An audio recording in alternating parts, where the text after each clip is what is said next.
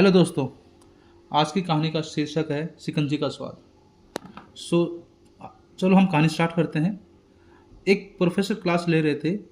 Class के सभी छात्र बड़ी ही रुचि से उनके लेक्चर सुन रहे थे, उनके पूछे गए सवालों का जवाब दे रहे थे। लेकिन उन छात्रों के बीच कक्षा में एक ऐसा छात्र भी था जो चुपचाप और गुमसुम बैठा था। प्रोफेसर ने पहले ही दिन उस छात्र को नोटिस कर लिया था, लेकिन कुछ नहीं बोले। लेकिन जब उन्हें लगा कि 4-5 दिन से तक ऐसा ही हो रहा है, तो उन्होंने छात्र के पास गए और उन्होंने छात्र से अपने केबिन में आने के लिए बोला और पूछा, तुम हर समय उदास रहते हो, क्लास में अकेले और चुपचाप बैठे रहते हो, लेक्चर पर ध्यान नहीं देते, क्या बात है, कुछ परेशानी है क्या? छात्र बोला, हाँ सर। वो कुछ घबरा कर बोला, मेरे अतीत में कुछ ऐसा हुआ है जिसकी वजह से मैं परेशान रहता हूँ, समझ में नहीं आता क्या करूँ। प्रोफेसर बड़े भले व्यक्ति थे। उन्होंने छात्र को शाम को अपने घर बुलवाया।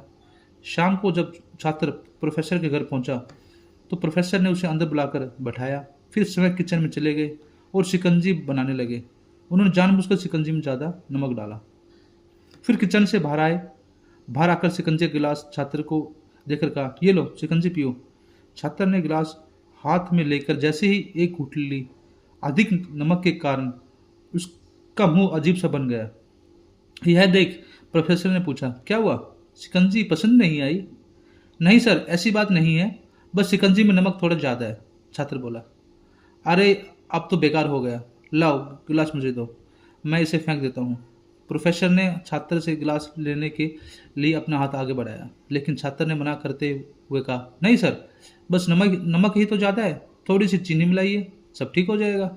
यह सुन प्रोफेसर गंभीर हो गए और बोले, सही कहा तुमने, अब इसे समझ भी जाओ। ये शिकंजी तुम्हारी जिंदगी है, इसमें घुला अधिक नमक तुम्हारे अतीत की बुरे अनुभव है। जैसे नमक को शिकंजी से बाहर नहीं निकाल सकते, वैसे उन बुरे अनुभवों को भी नहीं निकाल सकते जीवन से अलग। वो बुरे अनुभव भी जीवन का हिस्सा ही हैं। लेकिन जिस तरह हम चीनी घोलकर शिकंजी का स्वाद बदल सकते हैं, वैसे ही बुरे अनुभवों को भूलने के लिए जीवन में मिठास तो घोलनी पड़ेगी ना। इसलिए मैं चाहता हूँ कि तुम अब अपने जीवन में मिठास घोलो।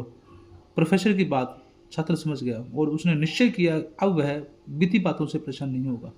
सो हमें इस कहानी से क्या सीख मिलती है?